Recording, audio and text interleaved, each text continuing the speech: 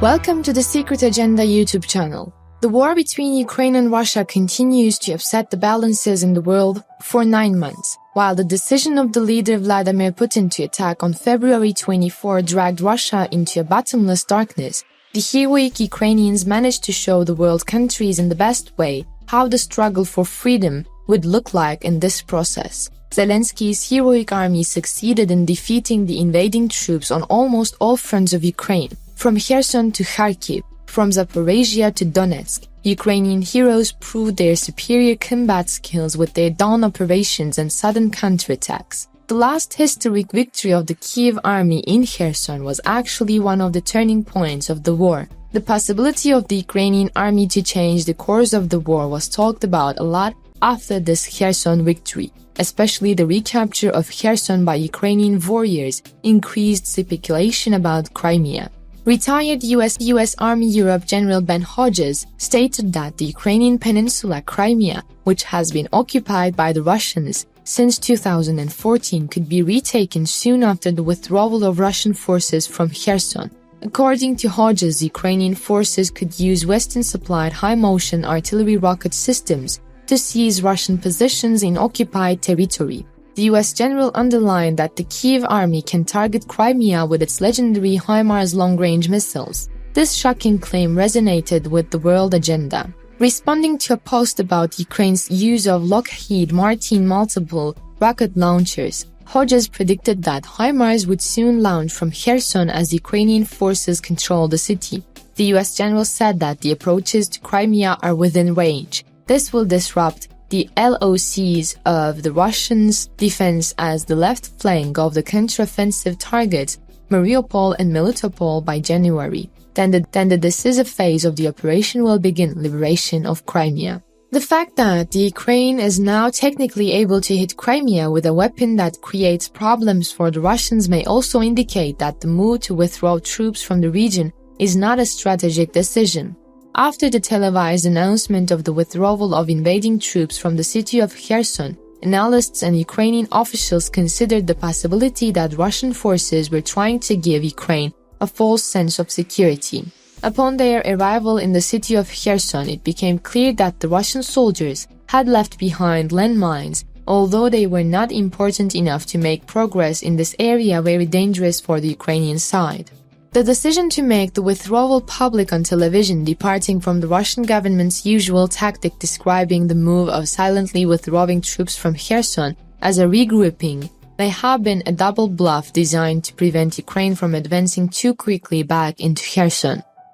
Ukrainian President Volodymyr Zelensky, during his visit to the liberated Kherson, claimed that the Ukrainian army will realize the liberation of Crimea. Shaking hands with the soldiers and meeting with the local population, Zelensky assured that the Ukrainian army could protect the defensive lines around the city and that more territory would be captured soon.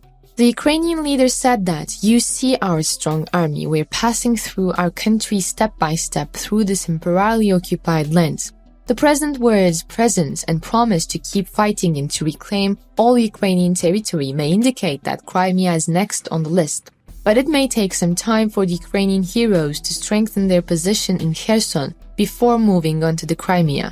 The Kherson victory of the Kiev army managed to greatly undermine the morale of the Russian side. As the Russian military tries to determine where the next attack will come from, the odds are growing that potentially Ukrainian heroes will launch more attacks in this region.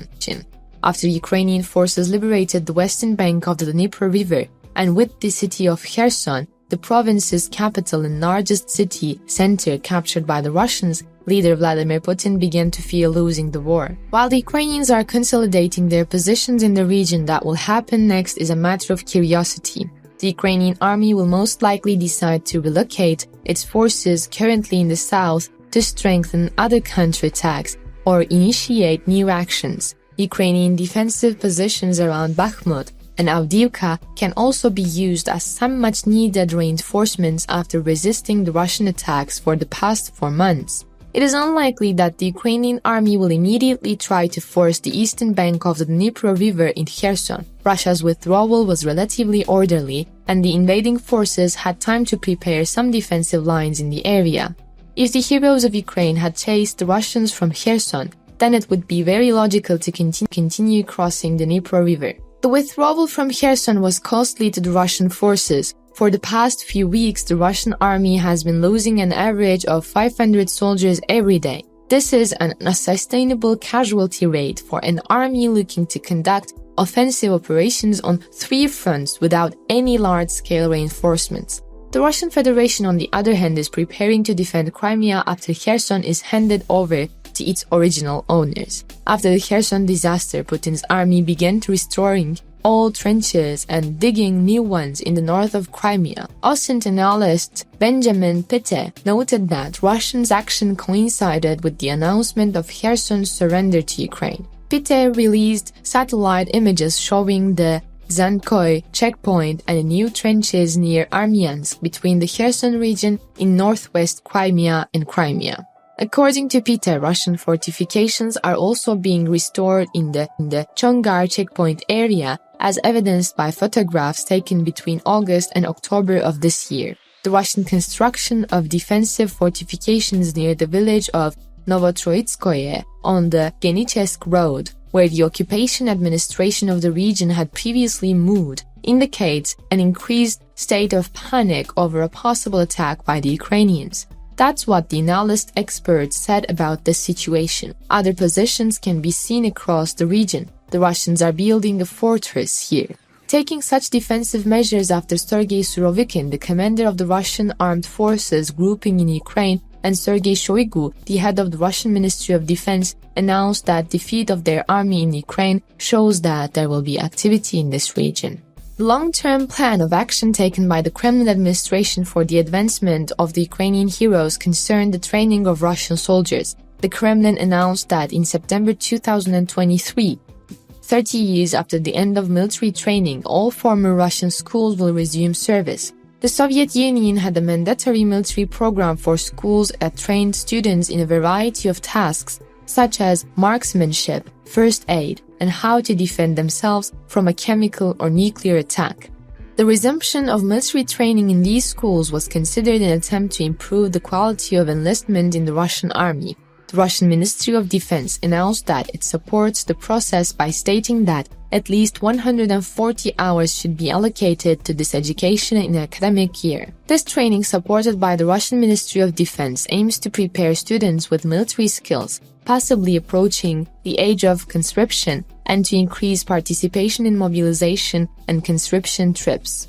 As the measures taken by Russia to stop the epic victories of the Ukrainian heroes continued, the predictions of the future events began to increase. After months of fierce fighting, the successful capture of the city center of Kherson by Ukrainian forces is a clear victory. The question is what's next after Ukraine's legendary operations in Kherson and Kharkiv. To answer this, analysts will end to draw conclusions about the combat strength of the Ukrainian army after combat operations in harsh winter conditions and after hundreds of kilometers and months of intense offensive operations. Western analysts now think that the Ukrainian military may take a break for the winter.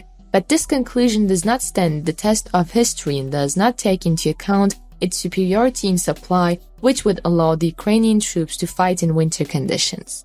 Whatever the location, an amphibious attack along the Dnipro River will be difficult, especially when a Ukrainian landing force encounters an established Russian force, according to analysts. Additionally, any Ukrainian offensive across the river would effectively present Kievan troops into the same swamp the Russians faced, only on the opposite side of the river. Ukraine will have difficulty resupplying forces on the left bank and will have a size disadvantage relative to Russian forces on the left bank of the river. We will see together which predictions will be correct in the following processes. To be notified of new videos, please do not forget to subscribe to our channel and turn on notifications. Thank you for watching us.